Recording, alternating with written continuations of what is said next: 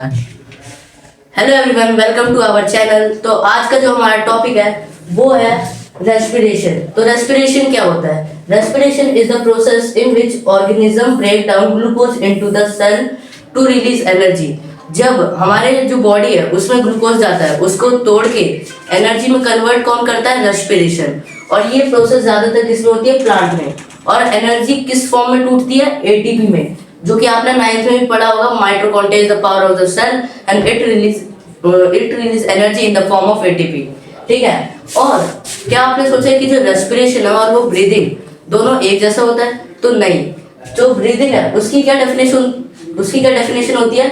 It is the change of gases oxygen and carbon dioxide. जब हम oxygen लेते हैं, जो प्लांट रिलीज करते हैं, तो यानी कि गैसेस एक्सचेंज हो रही है। और जो रेस्पिरेशन है उसमें क्या टूट रहा है? ग्लूकोज टूट रहा है। तो दोनों अलग अलग प्रोसेस है। तो इनमें हम डिफरेंस भी पढ़ लेते हैं। तो पहला breathing is a physical process, यानी कि हम ऐसे सांस लेते हैं ना, तो ये फिजिकल प्रोसेस है। पर जो रेस्पिरेशन है वो क्या है? बायोकेमिकल प्रोसेस, यानी कि इसमें केमिकल रिएक्ट हो रहे हैं। और अगला डिफरेंस है कि नो एंजाइम इन्वॉल्व। ब्रीदिंग में कोई भी एंजाइम इन्वॉल्व नहीं होते, उसमें बस गैसेस होती है।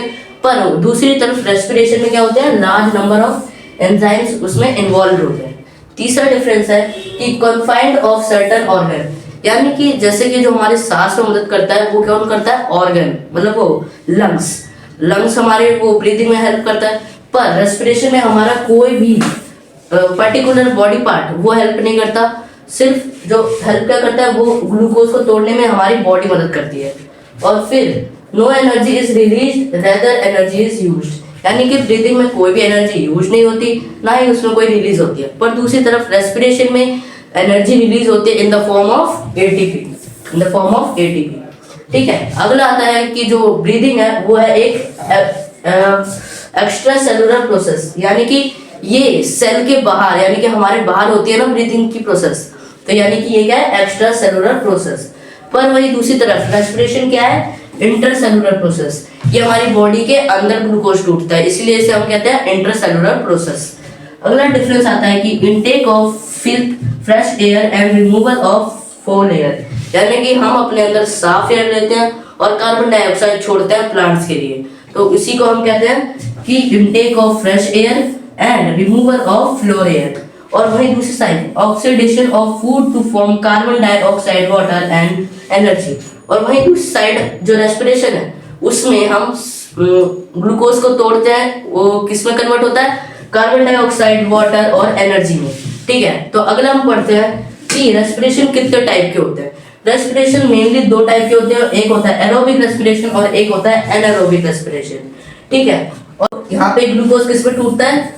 पायरोनोइड और एनर्जी में। और इसका फॉर्मूला क्या होता है? ये होता है। ठीक है। ये आपको जरूर से याद करके रखना है। ठीक है। ये आ जाता है पेपर में कभी कभार। तो अब हम इसके टाइप्स पढ़ लेते हैं। पहला होता है एरोबिक रेस्पिरेशन, दूसरा एनारोबिक रेस्पिरेशन। ठीक है। तो एरोबिक रेस्पिरेशन हम पहले पढ़ते हैं कि take place in the presence of oxygen. तो जो एरोबिक रेस्पिरेशन है वो ऑक्सीजन की प्रेजेंस, यानी कि वहां पे ऑक्सीजन प्रेजेंट होता है और वहां पे क्या होता है? Glucose is completely broken down into carbon dioxide and water. वहां पे ग्लूकोज पूरी तरीके से वाटर और कार्बन डाइऑक्साइड में टूट जाता है। पर वहीं अगर हम दूसरी साइड एनारोबिक रेस्पिरेशन में देखें तो वहां पे ऑक्सीजन कभी कभार प्रेजेंट होता है, लिमिटेड प्रेजेंट होता है, पर कभी कभार वहां पे एब्सेंस, यानी कि एब्सेंट होता है ऑक्सीजन। और वहां पे जो ग्लूकोज है वो कंप्लीटली नहीं टूटता, वो पर्टिकुलरली थोड़ा सा ही टूटता है। यानी कि जो एरोबिक रेस्पिरेशन है उसमें ग्लूकोज पूरा कंप्लीटली ब्रेक डाउन हो जाता है, पर इसमें सिर्फ थोड़ा ही ब्रेक डाउन होता है। अगला कि जो एरोबिक रेस्पिरेशन है उसमें मोर एनर्जी इज रिलीज्ड, वहां पे ज्यादा एनर्जी रिलीज होती है इन द फॉर्म ऑफ एटीपी। पर एनारोबिक में कम एनर्जी वो रिलीज होती है। अगला है कि occurs in most plant and animal including human. तो जो एरोबिक रेस्पिरेशन है वो ज्यादातर एनिमल्स, प्लांट्स और ज्यादातर ह्यूमंस में भी पाए जाते हैं। पर anaerobic respiration occurs some microorganism etcetera use muscle cells during lack of lactic acid, यानी कि जो हमारे ये है एनारोबिक रेस्पिरेशन वो ज्यादातर माइक्रो ऑर्गेनिज्म में होती है, जैसे कि ईस्ट और जो हमारा होता है ना लैक्टिक मसल, जिससे हमारे क्रैम्स आते हैं पैर और हाथ में। उसके बारे में हम आगे और डिटेल में पढ़ेंगे। तो आगे बढ़ते हैं। तो आगे आता है कि ब्रेकडाउन ऑफ ग्लूकोज। तो ये जो टेबल है ये पेपर में सीबीएसई बहुत बार टूटता है। तो इसमें देखो क्या बताया कि जो ग्लूकोज है, जिसे हम कार्बन डाइऑक्साइड का मॉलिक्यूल भी कहते हैं, वो टूटता है पायरुवेट में। ये भी एक कार्बन डाइऑक्साइड का मॉलिक्यूल है और इसके साथ क्या और ब्रेक डाउन होता है, एनर्जी भी आती है। तो यहाँ भी जैसे कि मैंने आपको बताया था कि कितने टाइप के एरोबिक होते हैं, 2। और यहाँ पे भी देखो जैसे वो है यहाँ पे इन माइटोकॉन्ड्रिया में ज्यादा ऑक्सीजन पाया जाता है, यानी कि प्रेजेंस ऑफ ऑक्सीजन में। तो जो पायरुवेट है वो किसमें टूटता है, carbon dioxide, water plus energy.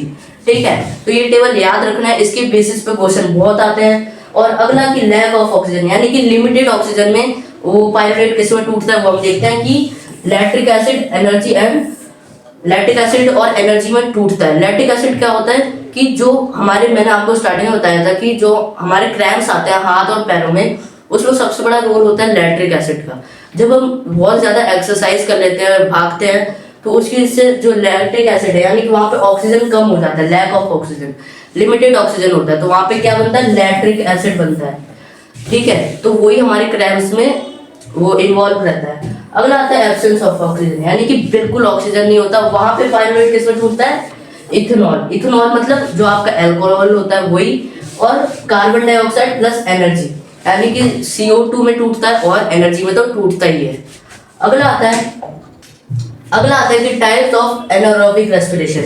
मैंने आपको बताया था कि एनारोबिक रेस्पिरेशन में 2 टाइप होते हैं, जिसमें पहला कि उसमें ऑक्सीजन जिसमें कम होता है, दूसरा जिसमें लिमिटेड ऑक्सीजन होता है। ठीक है, तो बताते हैं। पहला एल्कोहलिक फर्मेंटेशन, जिसमें अल्कोहल बनता है। लो लैक्टिक एसिड का मैंने बताया था, जिसमें ऑक्सीजन बिल्कुल ही कम होता है। It is the process of the incomplete breakdown of sugar into ethanol, CO2 and release energy. जैसे मैंने आपको ये वाले टेबल में बताया था कि पायरुवेट जहाँ पे ऑक्सीजन बिल्कुल ही नहीं होता, वहां पे किसमें टूटता है, अल्कोहल, कार्बन डाइऑक्साइड और एनर्जी में। ठीक है, तो this process is occur mainly in yeast which is used to produce beer, यूरेन एंड एक्सेट्रा। तो ये कहाँ पे होता है, ज्यादातर यीस्ट में, यानी कि माइक्रो ऑर्गेनिज्म में। और glucose pyruvate plus energy is equal to ethanol. ये मैंने आपको पिछले में बताया था कि जो ग्लूकोज है वो पहले किसमें टूटता है, पायरुवेट में, और फिर पायरुवेट जो जिसमें टूटता है अल्कोहल, CO2 यानी कि कार्बन डाइऑक्साइड, और ATP में, यानी कि एनर्जी। ठीक है, अगला आता है कि दूसरे आता है हमारा लैक्टिक फर्मेंटेशन, यानी कि जहाँ पे हमारे क्रैम्प्स, जैसे कि ये देखो, during intense exercise muscular rapidly convert glucose to lactic acid for quick energy. जहाँ पे ऑक्सीजन हमारी लिमिटेड होती है, तो वहाँ पे एनर्जी किस में कन्वर्ट होता है, लैक्टिक एसिड में, ताकि हमारी एनर्जी बची रहे। और वहाँ पे लिमिटेड ऑक्सीजन होता है, तो इस वजह से हमारे क्या आते हैं, क्रैम्प्स आते हैं। ठीक है, जहाँ पे हम ज्यादा एनर्जी कर लेते हैं। तो इसका भी प्रोसेस जान लेते हैं कि in the process of incomplete breakdown of sugar into lactic acid plus energy in some bacteria and its our muscle sales.